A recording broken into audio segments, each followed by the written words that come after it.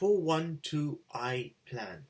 What was a 412i plan? A 412i plan was defined benefit pension plan that was designed for small business owners in the US. It was classified as a tax qualified pension plan, so any amount that the owner contributed to it could immediately be taken as a tax deduction by the company. Guaranteed annuities or combination of annuities and the life insurance were only things that could fund a 412i plan. The 412i plan was replaced by the 412e3 plan after December 31st, 2007.